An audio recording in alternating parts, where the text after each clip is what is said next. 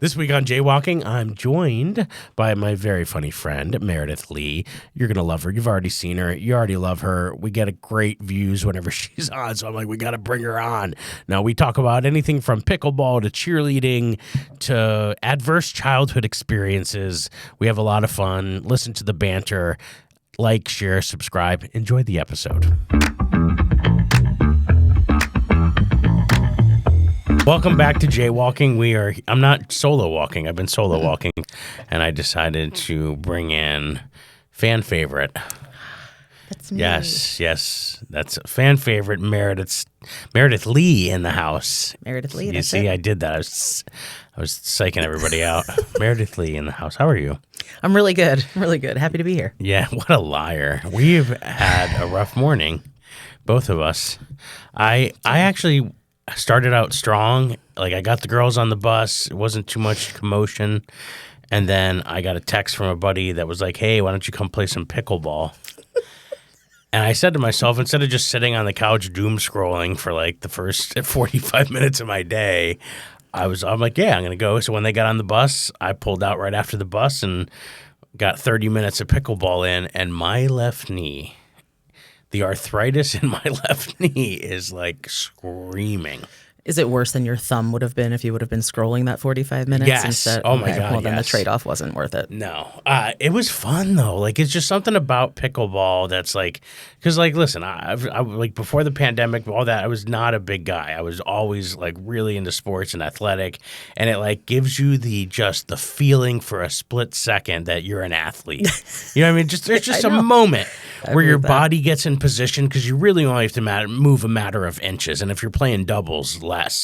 And so there's something about, I get it, because it's like if ping pong and tennis had a baby, that's where pickleball is. Okay, you know what I mean? Because yeah. it's like the court is like a badminton sized court, but the shuttlecock, that's such a fun word. I don't even know why they would have said. Imagine, there's nothing worse than being a phys ed teacher and being like talking about penises and vaginas, and then you're like, oh, at least it's not health day. It's just a gym day, and you get down there and you're like, oh fuck, badminton? Are you kidding me? I got to talk about shuttlecocks in front of 8th graders. But it's somebody so with like, a great sense of humor invented that for sure. Yeah. Oh, dude. So the size of the court is like a badminton court, and then if you're playing doubles, you're only responsible for like your rectangle, and it's like, and you just, and the ball, because it has the holes in it, is like it just gives you that second to react. It's funny because like my brain reacts like 20-year-old me, and my knees react like 87-year-old me. Not quick to pivot. Am I left? Yeah, like I just wanted to. And like, dude, I watched somebody just biff out because they really went for one, and their legs were just like, nah. Like, I'm waiting for me to just face plant. And so I actually set up my camera in the one corner and recorded some of it. I had a few crazy ones. Like, it was over my head, and I somehow like got it backwards, and I'm just like, yeah, I'm an athlete again. Like, yes. Like, it's just the right amount. I'm telling you. I'm gonna keep doing it because at the Ricketts Center, which is this like Rocky style community center in Pottstown where I work out, they do it now on Tuesdays and Thursdays from like 8 to 10. You can just show up and play a little pickleball. I'm want to come play? I'm 100% out. What did you ever do? Did you play any sports growing up? Oh my God, I played a ton of sports. Well, I was like, softball. I played softball. Did I just profile you? I did a little bit. And I'm going to assume it was because I'm big, not because I look like a total lesbian, but it's totally fine. No, I'm good. I played softball. I played basketball when I was much younger. I obviously was a cheerleader for a short period of time for the Norco Red Knights. Yes. Always bottom of the pyramid. I played lacrosse for like 1 or 2 seasons. I was always ineligible in high school for sports. I was academically ineligible because, honor student with ADHD, undiagnosed. So summer school a lot. Did you see Jake Paul made a comment about education and why he didn't do well in school? Did you see this guy? I was going to guess a reason why, but no. He was like, well, because when you're really smart like me, like, dude, this guy talks like if Bebop and Rocksteady had a kid. And he's just like, oh, well, it's the teachers who failed at life and now they're here trying to teach us and I just didn't engage me because I wasn't interested in it. And like, dude, yeah, because if it wasn't something on a YouTube or a TikTok, it wasn't going to interest you, tool bag. Like, No, I had great teachers. Yeah. It was nothing. It had nothing to do with my teachers. My teachers were amazing. I was a train wreck. My parents were divorcing. I was fat. There was a bunch of stuff, but I was like a wannabe bad kid, which I was not a bad kid at all. I just wanted to be a bad kid. Yep. And actually, summer school was like when I met the bad kids. I was like, yeah, no, I like these guys. This is fun. well, we were just talking about this on the ride over because I gave a talk at a school in Connecticut recently, and when I got there, they're like, yeah, we brought you in the middle of the day because they had a heavy morning. They had a lot of trauma training, and they were doing, and I'm like, oh, well, what exactly? Like, what kind of trauma can I get? Like a little, they're like, oh, well, they were just learning about kids' ACE scores, and ACE is an acronym if you're not in the lingo. It stands for adverse childhood experiences, and so it's like a lot of those things that kids are having at home that are bringing, and I'm like, oh, that's perfect. Literally my entire talk that day was all of my adverse childhood experiences and the Bart Simpson era I had in school, which was just, moving around, going to different schools, trying to make friends, and, you manifest that in different ways, like my parents and divorce and all of those things that you don't know it, you don't have the words for it, but your body starts doing all that nonsense for sure. Yeah. Well, so you were a trouble kid? I was super talkative. Obviously, that was an issue my entire life. 3rd grade, I was voted most likely to cause a world crisis, but also prettiest and smartest. So let's just put that in there. Yeah. Okay. The face that launched 1,000. This is why you don't. This is why you don't marry for looks when you're young, because things can change. Things can change.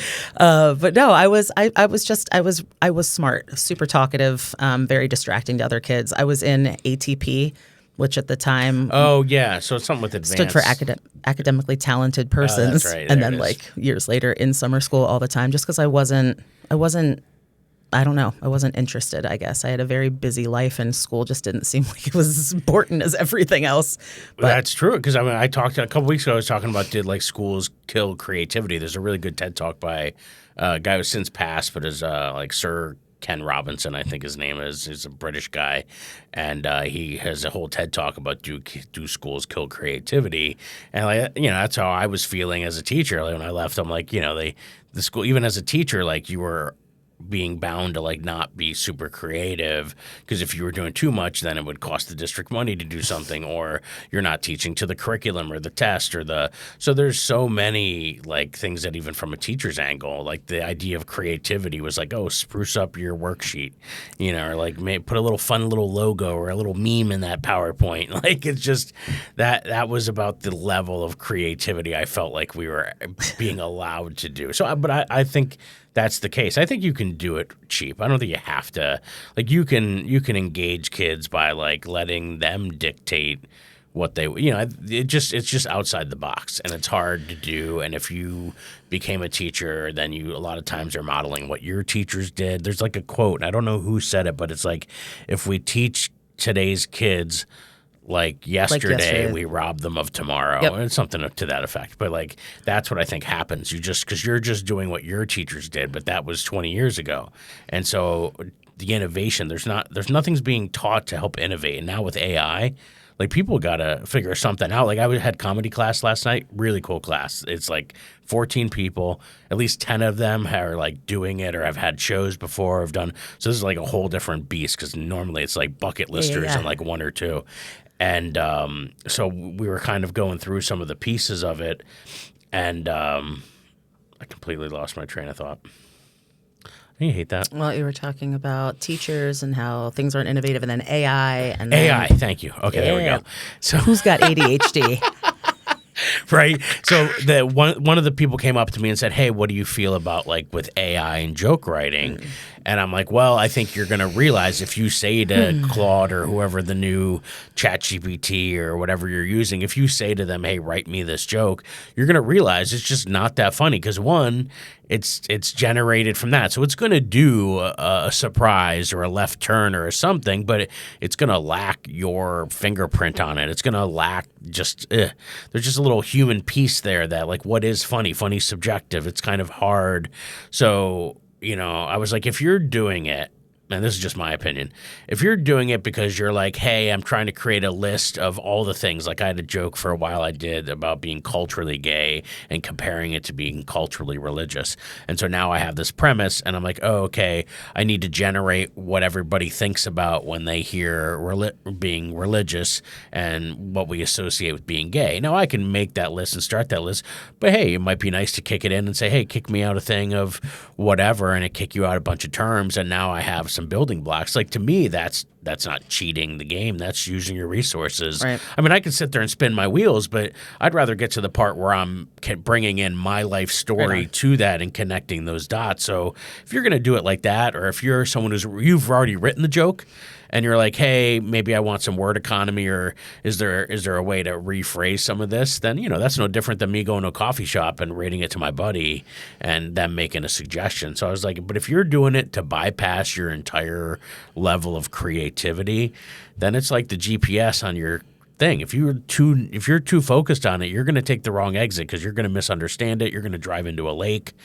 I don't know. That's at least my take on it. But it was interesting that they asked me just like how you feel about Joker. I'd be interested to ask like other comedians like what they think about the use of AI, because to think people aren't doing it is ridiculous. I will not. I use it for real estate all the time. Okay. If you ever read my write-ups, I take my write-up that I've already written. Yes. And then I say, make me sound smarter, or polish this, make it more fun, more jovial. Maybe I'll do something like that. But when it comes to comedy, I think there's a difference between wanting to be funny and wanting to be a creative, and I think that's the hardest. That's a big. I think that's the hardest part about comedy, is that so many people come into it thinking, well, I just have to be funny, but there's an enormous creative element to it, that because there's so many people that can go up and just tell these one-liner jokes that you've kind of heard a million different ways before. But when you see somebody who has crafted a new way to make you laugh, or has just, like, one of my favorite things about my favorite comics is their personality. And I know that their jokes are coming from their life experience, so it makes them funnier to me. Yeah. Like, I am more prone to laugh at my people than I am a famous comedian, because I know their story, and so I can connect like where that story's coming from, not just with what they've said, but like where they've been. The truth in it or whatever. Yeah, I agree. Yeah, well, but even like the famous ones that do, like Nate Bargatze, that's like one where you're like, this guy, you can't, like, there's something about him and his persona, and you believe he's this guy that's kind of like bumbling around trying to figure it out and observational. Sure. And so we watched some of those last night, like Tig Notaro. That's another brilliant one. Maria Bamford, highlighting these comedians who are bringing their own life. Like, I showed the bit last night where it was a Conan set, and she comes right out of the gate. She's like, "How we doing?" "Good." And it was like right off the bat, it was funny. And we paused. And I said, "Well, why is that funny?" And she's like, "Oh, because she didn't really care or want anybody to answer." And the way she phrased it, I'm like, yeah, because that's so relatable, because everybody asks how you are, and none of us give a goddamn flying F how you really are. We're just saying it to say it. And she got a laugh like in 2 seconds off of it. And then she does this bit about walking through her neighborhood, and she's like, I'm walking down the sidewalk, and this guy passes by, gets close to me, and he right past, and he's like, huh, those little titties. I thought you was a man. And she's like, it's okay if you say that, or it's okay if you maybe to yourself. Right. But there were layers of filters that had to go, and you could tell this was an event at some level of truth to it that happened to her. And now she was kind of taking it and like making it funny. And like that's again a kind of to your point. Like, I could imagine that happening to her, because you look at her and you're like, oh, that's not the typical stereotype of a woman, and she plays off of that, because she knows what people see when they see her, and this is her having fun with that, and it's so brilliant. Like, that's not a ChatGPT joke. Can I tell you, she did something on stage. I don't know when this was, but I just saw the clip where she took the mic stand. I mean, we're all trained as comics. The first thing that you are trained to do is take the mic out and move the mic stand. And in her one set, she's like, did you guys ever see the comics do this? She takes the mic out and then walks the mic stand over like 3 feet, and then like another 3 feet, and then like 9 feet. And she just keeps moving it further and further away and back. And I don't know the crowd totally got the joke. Yeah. But on a comic level, like as a comedian, I could not stop laughing at that because I've done that a couple times where I'm like, maybe I didn't move it far enough away, and then I'll just like scoot it back further. Now I'm going to be self-conscious of that forever. But that was her lived experience plus like what she's observed plus just her being creative about her creative journey. And I just thought that was brilliant. Yeah, that's the piece when it's like so fun. So I was asking because like in the class for them now, like, you know, we talk about the beginning, like what creates laughter and all of that. And then for the second half, it's all writing prompts so that and it's so hard for them, one, like to write, because it's like I'm like set it for 10 minutes and I'm like, hey, here's 9 different prompts of like, you know, my family always does this, or, you know, if there was a club for this, I'd be the president. And it's those kind of things. And I'm like, you just have to write for 10 minutes. And if you get stuck, you think about how you feel about it, what you realized about it. Do you still do it? Like all these things to ask yourself. And like the one's like, well, after 2 minutes, I want to write about something else. I'm like, I know that's the problem. You're never going to get deep enough into the layers of a joke because you're just trying to find the laugh. And right now we're not doing that. Right now we're stretching before we even start throwing a baseball on the side. Like, and it was trying to get people, because you're right, to your point, it's like they're just trying to get that laugh. And the open mics, that's what we talked about last night, since a lot of them were open micers. You know, we kind of started saying, well, listen, when you're at an open mic, there's some people at the open mic that's what they got. That's their thing. And that's great. That's for them. That's their activity. But if you're looking for something more than this and you want a paying audience who got a babysitter to laugh at you, then you can't tell the jokes that get the laugh at that Monday night open mic. You have to dig deeper. So that means for all 10 minutes, you have to keep writing. And all you're doing is creating the block of marble so that you can eventually chip away at it. But you got to create the block of marble. And that was the hardest thing, was just for some of them sitting down for 10 minutes straight and just writing. It is. But that's the piece that otherwise you're going to go, if you don't know how to do those pieces, then you are going to run to the least common denominator, which is, you know, AI. But yeah, so it's a lot of fun to kind of help some of them see that. And then it's good for me because it also, you know, I do the writing exercises with them because I'm also trying to use the time for myself. I mean, when I was a baseball coach, when we would do like simulated stuff towards the end, I would have like another coach or a kid or a manager put up like a little L screen to protect themselves. And instead of like me throwing it and fungoing it, I would actually have one of the kids throw into me. And then for me, it was me practicing because I was still playing on the weekends. And I was like intentionally making sure I was hitting it around and making sure everybody got a rep and they saw it live off a bat and they weren't. So it was like I was always that kind of way where I'm like, oh, I want to get something out of this too. If I'm teaching this, then that's why I started doing it, because otherwise you're like, oh, you've only been doing this so long. Why are you teaching a comedy course? I'm like, yeah, well, I'm doing it because I also want to get better. Yeah, and how else am I going to steal people's jokes if I'm not literally in charge of writing them? Man, if some of them were only good enough. No, I'm never going to have any students again. Personally offended. Totally no, but I like that because it's like when I started tutoring, before I even thought about becoming a teacher, I would switch to this school and I thought I was bad in math, and then I would go for help after school and there would be other kids there that I started hearing. I'm like, oh, they didn't know that, and I was able to tell them something, and I'm like, oh, wow, I know something somebody else doesn't know. And I think that's where we get better, is when instead of like education is the same way, like instead of imagining it's a Wizard of Oz or a sage on a stage, I always viewed it like we're like, you know, there were sous chefs in a kitchen together prepping the meal, and we're all doing our part to make sure the meal comes out really good. And so I feel like that's the kind of energy I want in the classes. I want it to be a collective of we're feeding off each other, you know, so you're kind of getting other people's opinions, because if you're only in your own head, you know, you can only go so far, I feel like. Well, that's why I like your new material, Mike. I just think it's cool I'm terrible with accepting feedback and criticism. Just always not been good at it. It's hard. But it's super necessary and really valuable. And going to those shows and even just watching some of the newer comics, like get feedback from because you don't get that. I think people forget sometimes how singular comedy is. You're by yourself. This is just you. There's no group. You might have like your friends you hang out with and your crew. but you are doing this by yourself. And there are very few people that are out there to make you better.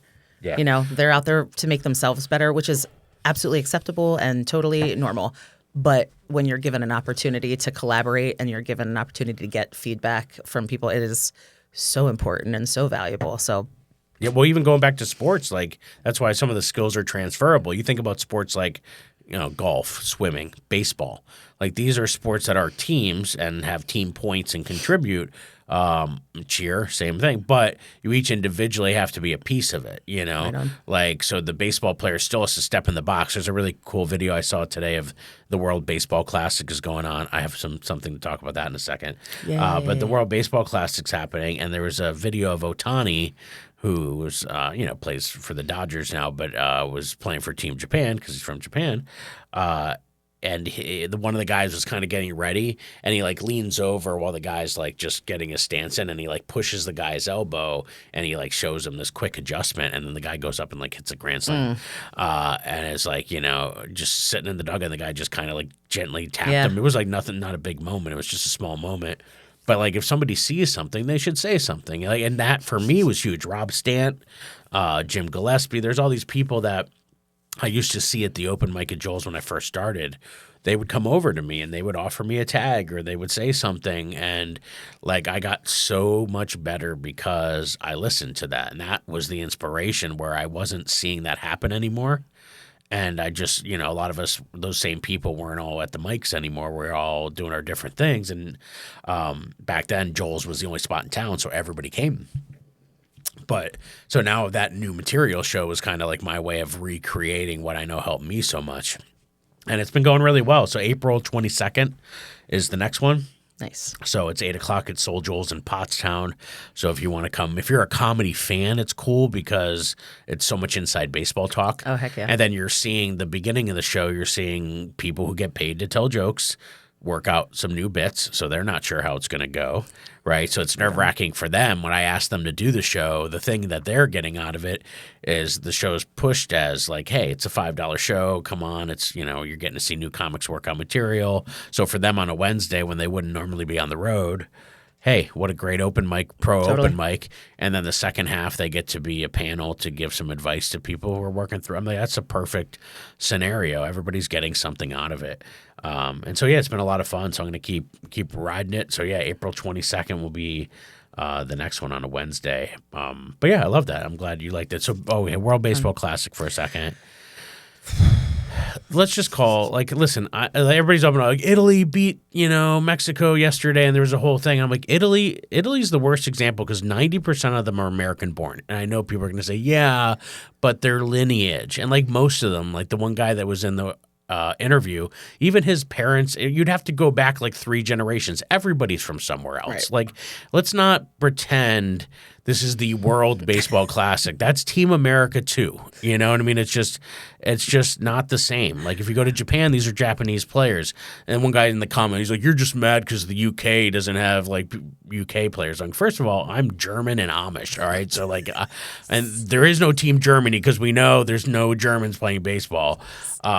Which is not exactly true. I had a really good ball player in high school with me. His name was Stefan, and he was an amazing baseball player. He came over and played high school here. But my beef is just the teams that don't have and don't play enough baseball, you don't have a team. Like the Czech team is amazing. Like the one guy was throwing like 78 miles an hour, but he's like an electrician by day. And he made Japan go scoreless for like 4.5 innings. Like I want to see those stories. And then I want to see the powerhouses go at it, the Dominicans, all that. But like, if you don't have enough players, don't have 90% American-born people and say you're Italy. Like, what are we doing? Sorry, this is so funny to me only because this reminds me of the time my father tried to tell my mom she wasn't 100% Italian. You know what I mean? Like she's. Like, it's my take on it. I'm like the optics of it. It's like people are saying World Baseball Classic. It's just an intramural of like people who can trace their roots back, but like. I don't know. Maybe it's my like bitterness, or I just want to rant about something and be angry. Sometimes you just want to be angry about something. Yeah, I think you're probably angry because you're half Amish. I've literally never heard anybody say that before in my entire life. Like Pennsylvania Dutch, right? Yeah, Pennsylvania Dutch, whatever. Yeah, Amish is much more fun to say because, like, I don't even know how to react to all this electricity around me right now. It's a lot. I think it's the devil's in my ear because of all the electronics near me right now. What was on that car out in the parking lot, by the way? Some kind of plug. Yeah, there was some kind of plug. There was some weird thing on the hood of this car out in the parking lot of the studio here, and it looked like a mini microphone of this or something you would buy at one of those adult stores, and like maybe like just someone's just like sitting on the hood. But like, is it I was like, what is it a sensor for? It's got to be a sensor for something. I've never seen anything like it. I don't know what it is. If you know what it is, drop it in the comments. I don't know what it looks like. A microphone, but it's not. It's got no camera on it. It's got no I don't know. You know that pisses me off now that I'm on this rant. ADHD like things that is make so me awesome right now. I love this. And I'm like getting a little head cold. I think you can hear it in my nose. I can't breathe through my nose right now. And of course, I have an ear, nose, throat appointment today that I've had this issue with my nose for like 2 years now, and it's going to be blocked because I'm not feeling well. Anyways. What was I talking about? Oh, yeah. The other thing I'm pissed about are those videos, the rage bait videos on like TikTok where I'm all that doom scrolling. Now that I'm going to be playing pickleball, I'm going to see less of it. But the ones where the women go into the Airbnbs or hotels and they show you all the stupid things they don't ever really do to like see if there's cameras in the mirrors and like testing. Have you seen this? These. No. They're like, this is what I do whenever I get on a cruise, and they spend 5 hours of their first day like booby trapping the room and like doing all this stupid stuff that's like, listen, you're just like, you're either don't ever go on vacation or like stop watching all these like old spy movies. Like, I don't know. They make me mad. I love how I don't even know if I realized how laid back I was with traveling until recently, because I don't do anything to prepare for anything. I don't even ask questions anymore. I stayed when I went to New Orleans a few weeks ago. I stayed at a friend's place. I asked 0 questions before I stayed there. How'd that work out for you? Actually, listen, a million reasons why that was one of my favorite trips of my life. But as far as like my typical accommodations and what I'm usually accustomed to, it wasn't exactly on par. I forgot to ask if there was a couch. Yeah, you know, or anything to sit on. Or anything. He had a moon pod. It was a glorified beanbag chair. Is it like the big puffy one that you like form into? Well, it wasn't really that big and puffy. I mean, I was literally as wide as it once I got into it. So I've had some that have those movie chairs that are like the big giant ones. Memory foam. It was whatever. There's a whole video of me getting in and out of it that nobody will ever see. But I imagine those other bean bags that you stuck to back in the day, like they were like made of that material. Yeah, this was. First of all, he was at his girlfriend's place. She's gorgeous and wonderful, and he's amazing. But he had 1 bowl and 2 plates, and that was his whole collection of plateware. Minimalist. 0 pots to cook in. It was very minimalistic. So, but I was fine. Was there anything to cook with? Was there a microwave, a stove, an oven? The whole time there was no microwave, and then when I was telling him, I was like, I can't believe you didn't even have a microwave. He's like, it was behind the mirror. Like, apparently I had it was behind the mirror. The mirror down. See? And there'd now, be a if you had done all the things that girl on that TikTok had done, you'd have found the microwave. But no, I am. He's like, it was right next to the nanny cam that was recording everything you did in the bathroom. You didn't see that? Oh, okay. Honestly, if somebody wants to record me doing stuff, that's 100% on them, and that's right. I'm sorry. That's my you my get what you point deserve. With that. Yes, you get what you deserve. Yes, it's crazy. Well, I ask a lot of questions before trips because if I'm paying money and I'm vacating my normal life, I wanted to make sure that it has the finer things. I remember when we went on our honeymoon, I told the travel agent, I'm like, I want to be treated like a king from a foreign land. Like, that's what I want.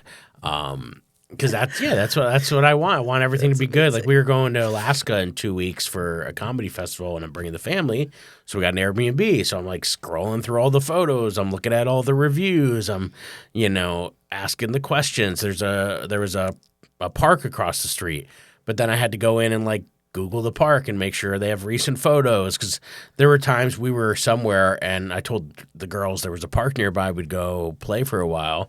And the park had the jungle gym ripped out. Right. Like, there was literally nothing there except a bridge over a little pond that had a bunch of flies in it. Like, that's all there was. And I'm like, this is not as advertised. So I ask a lot of questions. I asked ChatGPT to give us an itinerary for the 8 days we're going to be in Anchorage for things that we could do with the girls given their age and their interests. And it kicked us out a beautiful itinerary, which was what sealed the deal that we were going to make it a family trip. So I'm excited. We leave like 2 weeks today. Oh, that is exciting. Yeah, so it's going to be fun. Or 8 days. 8 days is a long time. Yeah. And it's cruise and stopping? No Not cruises. Just Airbnb, just vacation. Nice. Because I have 3 shows with the festival, and then they have like open mics and all that other stuff. So what's the weather like? Is it like here where so it's summer, going to be winterfall? springish. Yeah, there's daylight. The daylight's normal. Nice. 12 hours. Perfect. So yeah, because I asked all the questions, I found all of it out, and Amanda's the same way. She wants to have everything kind of mapped out, and she'll make an itinerary. And Alicia needs that. So like sometimes she'll make a little PowerPoint of like the stuff for Alicia, so because Alicia will want to know what we're doing and where we're going, and she'll have all the questions. Like even last night, she was trying to fall asleep. I was trying to get her to sleep, and she just pops up like out of a dead sleep, and she's like, "What's for breakfast?" I'm like, "I don't know. We'll figure that out in 9 hours. Okay, like go to bed." She's just like, "What are we doing on March 27th, 2027?" I'm like, "I don't know. Can we just get through tonight?" Like, I love that. Yeah. I actually love that. I think that's honestly, that's the kind of person that I want to have with me on the trip to remind me of things like you should have breakfast. Yeah. We should do something today. That's do right. we have plans? That's what Katie said about her sister. She's like, yeah, at least she's like a robot, but like in a good way. Like she's like, you can ask her stuff like you ask like Google, and she'll tell you. And I was joking, her recent obsession is death. She'll just sit there and she'll be watching. She was watching YouTube videos of people cleaning graves, like so that they could like actually see them again and like polish them off. I don't know why. I don't know why. Like You mean like headstones? The headstones. Okay. I don't know why I was thinking like your daughter was watching them dig up dead people and clean out. Yeah, well, I don't know. She might do that when I'm not around. Probably. But she'll watch the ones about cool. them like cleaning it so you can see it again 100%. and you can see when they were born, or she'll watch the videos of the time lapse of them as people from their really young to if they're like famous people. But yeah, she'll just sit there just watching them nonstop and just like. That's the more you talk about your daughter, the more I think I might have just like little bits. It's funny because I think it's interesting you say that because I know a lot of people now. There's this kind of the more there's awareness of it, I think the real thing that's happening is that we all realize like they're just tendencies. They're just certain things, but when it's the coupling of all the storm of the things is what makes someone actually have autism versus they're just like So I think once people start realizing we all have those kind of tendencies, we just have the wherewithal to be able to control and acknowledge and understand it. And she does not have the control to. She always goes to the big red button. That was what I talked about last time. Is like her mentality is fight or flight when she gets put in a situation that's new or unknown. Like she has an Angel Sense watch, and she couldn't charge it, and so she left it at my mom's, and so she was freaking out, crying, trying to get out to the bus. She's like, is it gone? Is it gone forever? And I'm like, no, we'll get it this afternoon. Just go. And she just could not stop crying over the fact that her watch was dead, and it was just, she just couldn't. She was taking the breath. She was doing all the things, but her body was at DEFCON 2, and she just couldn't, it's a small problem. She was answering all the questions, but it still didn't help. She couldn't just, and I think that's the piece is like we all have those moments. It's regulating and it's just and but she can't.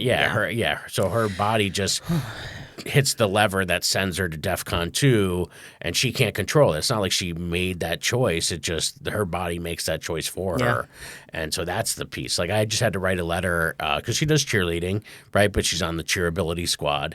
And so Amanda sent me a post yesterday because they started posting. Is she on the bottom of the pyramid or is she on the top? So she was the bottom. She was and when she was younger. Just so she knows, it's going to make her a better person. It's going to make her a better person. It's kind of funny because the one it's so adorable because she's the base. Like when she's one of the knees and one of the other girls gets on her knee. Yeah. And then for one of the parts, Lily's in there and she's got her apparatus that allows her to kind of stay upright and walk for her because she's got cerebral palsy and she's not able to walk. But they go over and then they use the bars of her thing as like their base, and like they do this cool little pose where they're each on each side. It's so adorable. It's a great photo I have. And so, yeah, so she does cheer. So Amanda sent me a post that the middle school, because she's going to middle school next year, they were talking about, next we're starting to do the transition stuff. So they were talking about tryouts. And so I had to email the coach and sort of be like, hey, our daughter does cheer. She does the cheerability squad because there's tryouts. And we're like, well, we'd love for her to participate. So just trying to figure out how to start this conversation with the coach to make sure that they're willing to be inclusive, and I think she will be. I don't know. I haven't gotten a response yet. And I think with my following on social media now, she's gonna. I think she's gonna have to be, or I know people are gonna come after her. But I didn't do any of that. I didn't even let her know I'd do any of that stuff. I was like, if she knows it, she'll know. Just have your daughter wear the shirt that says, "My dad's kind of a big deal." My dad's kind of a big deal. Don't mess. There will be. I mean, women from all over the world will be coming to rain down on them. But listen. I mean, I said in it, she'll have what's called an RBT. Which is like a behavioral sort of therapist or aide to kind of be there to help her navigate those moments so the coach doesn't have to cure the meltdown. But also, like, she's got really good with pattern recognition. She's really good with getting the moves down. So I want her to be there for that because she does a really great job. When the music's on and those 2.5 minutes are on, she does her routine. Yeah. So she's not gonna do something in the middle of the routine. She's gonna do the routine. She's proven that now. Because of the cheer abilities, we've had the opportunity to know that she can do that where we wouldn't have had that really because, cool. People saw limits where the coaches here saw potential. Mm-hmm. And so, we're able to show what she can do rather than worry about what she can't do. And so I'm hopeful that they'll be inclusive. They have been so far in the district because some of the other kids on the cheerability squad are also on the high school team and JV team. So I don't think it'll be an issue, but I'm excited because I want her to keep doing cheer and it'd be fun to go to the games and be a part of that. And she's been doing it for like 5-6 years now. So I'm excited. And also for all the clubs, Amanda was already kind of looking at it. That's the one, like some of the other ones are like really cheer's a big commitment, but like band and music, there's like extra pieces to it. And that I don't think she's as excited about like she is about cheer. So so I'm excited to see her continue that for next year. It's funny, I was thinking on the way over here as I was putting mascara on while I was driving that being in band helped me be able to multitask, because you had to get changed underneath your clothes in the bus on the way to and from the games. So I learned how to remove my bra without having to take my shirt off. Yeah, these are skills that are important. It's super important. So, but no, the idea of having a child in band or any activity. I have to be honest with you. You guys, you're all so busy with your children, and I feel super selfish most of the time, but every single friend I have that has a child in some sort of sport or activity, they become a slave to that sport or activity. Please do not put your kid in baseball or softball or a traveling team like that. Your cheer is already crazy. Honestly, I would have loved that, but we do a good job of like finding the activities that are just right, like and they're in a lot. So like on basically on Tuesdays, she's been doing this kind of sports club. So Misericordia, through their occupational therapy thing, runs a program where special needs kids are of all different abilities, physical, neurological, and they do different themes every week in different sports, and then it gives them the practice to learn how to adapt activities. So it's good for the students at Misericordia. It's good for the kids to interact and get to do that. Like they did an Olympics week the other week, and then they pair them up with people so the kids get good experience. And then on Wednesdays, she usually has two things. She has cheer and music therapy, but her music therapist is unfortunately just recovering from a knee surgery, so she's out for a couple weeks. And then she also has cheer usually Wednesday nights.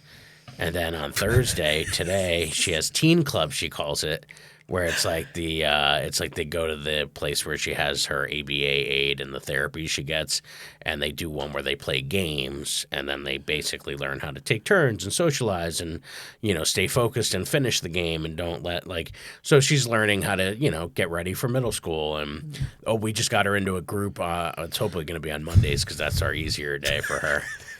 Where it's like they got a grant to have girls in 4th, 5th, and 6th grade with autism come together and do like social time. Oh, and, cool. That's very cool. And so I'm really excited about that. That just came through. We're waiting for them to figure out what day. So it'll be like for 8 weeks. They'll go for an hour, interact with other girls her age that have autism.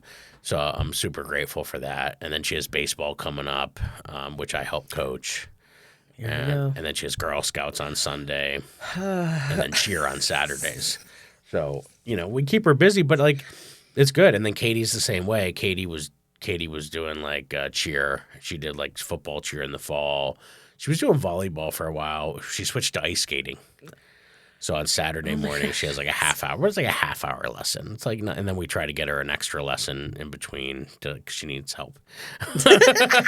She needs a lot of help. But yeah, so it's just trying to have them busy. That's how my parents were with me. It was just like because they were both working, so they needed something to keep me occupied after school. I did karate, baseball, basketball, football, golf. Like I did everything too. I guess I just never really thought. For some reason, it just never felt. Maybe my parents just weren't there. I just felt like they weren't as busy. And now that I say that, I'm sure somebody's going to yell at me from my childhood and tell me that my parents were always there, but that's not true because when I met years and years ago, I hired this wonderful girl to work with me at Steyer, and her father was my softball coach when I was in high school. Okay. And when I saw him for the first time in like 30 years, he said, "Steyer, you know what I remember about you? Your father always forgot to pick you up from softball practice." And I was like, that sounds right. That tracks. I love that. That 100% tracks. And I was always loved baseball was always my sport. I was like practices couldn't be long enough. They were never long enough. Oh yeah, I was softball. Pissed if it rained and they canceled it. I'm like, we could have played in the rain. Like, so when I became a coach, even when I did like rec league, I bought special baseballs that could get wet and like dry, and we would hold practice unless literally the township told me the field was not playable. Or we would convert and use the indoor. Like we did like bullpens in the cafeteria and use the handicap ramp as like the mound. So like we would be super inventive and never miss a day. Because I remember being a kid, and I would have been so mad if we didn't have practice that day or didn't do something. This kind of makes sense about your whole life now that I hear all of the things that you did, because as you have now graduated from being a teacher to, I don't know what you call yourself now, a million things. Yeah.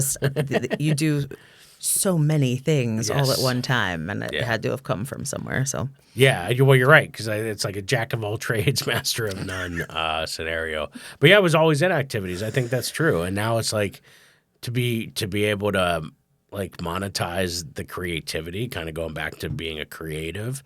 I think that's it. That's what I would call myself, a creative. Like, so whether I can go and share about, my trauma and make other teachers or staff sort of, laugh or advocate for people like my daughter, or, now being swept up in this cheer world, which is the new one for me. And they've been like, welcoming me with open arms in the cheer community, which has been great.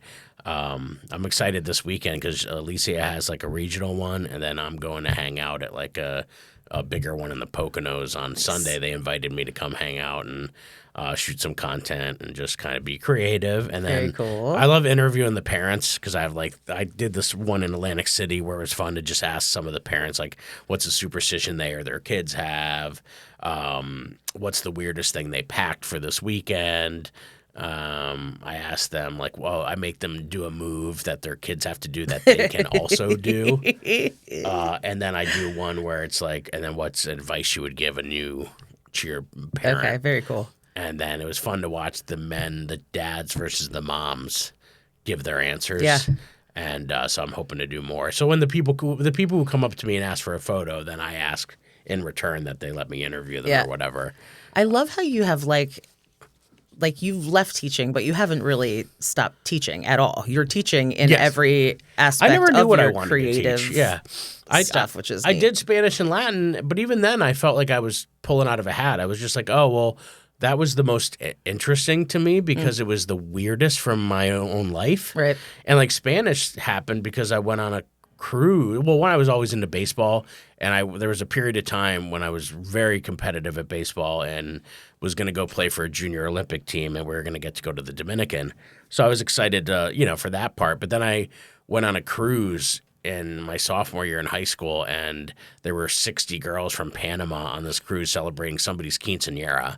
And I just remember there were a bunch of guys that looked like Jersey Shore, like the origin story, and they couldn't speak Spanish or whatever. And I was just trying, and I was like, Duolingo, maybe a 7-day streak.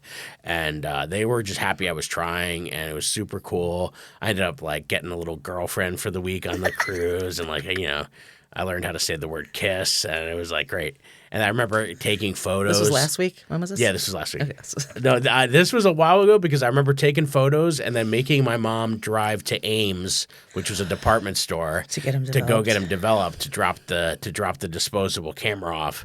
Because I actually had 2 girlfriends on the trip. I had an American girlfriend that kind of looked like Cameron Diaz's origin story, like tall blondie that I hung out with during the day.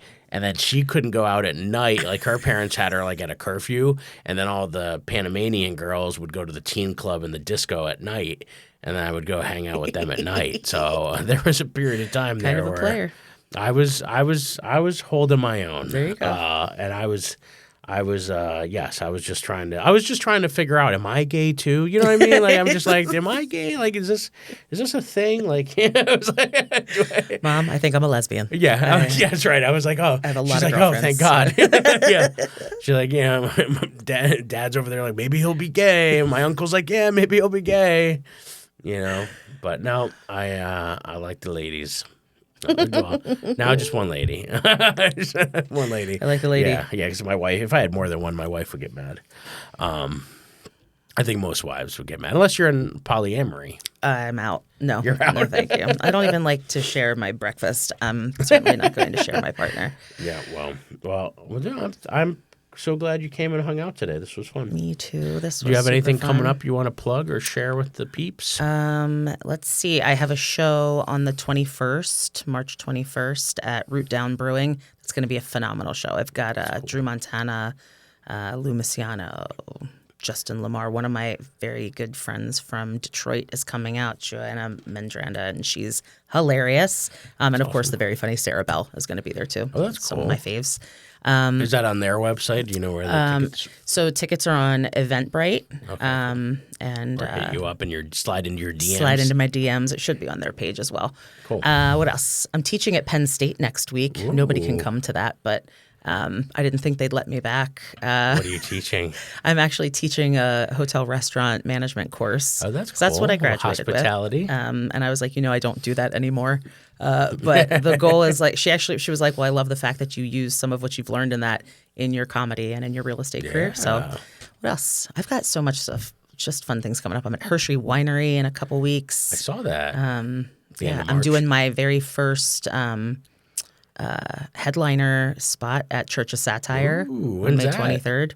When? May 23rd. May 23rd. Oh, that's fun. Yeah. That was where I got my first spot, was there. There's such a great, I love like the really cool, smaller independent clubs that give opportunities Cool vibe, to people. for sure. Which is great. Well, that's exciting. Okay, cool. Well, and obviously you guys can follow me at Jay Yoder Comedy and all the things. I've run a board teacher shows next week. I'm actually headlining a church show at a church tomorrow. Nice. And then I'm with Die Laughing at some Hotel Fiesel in Skippack on Saturday, but that'll have already happened. Get in your DeLorean if you want to come to those. And with board teachers next week, I'm flying out to Louisville. Then we're going to like somewhere in Indiana and Akron, Ohio, and then we end up in Erie. And then the week after, off to Alaska. Very nice. So, That's yeah, exciting. there's a lot of fun stuff coming up. So if you're in Anchorage at the end of the month, come hang. I got like 3 shows. But yeah, so it's gonna be keeping moving and shaking. But yeah, thanks for watching. We'll see you next week. Do all the things: share, like, subscribe, follow both of us, and we'll see you next time.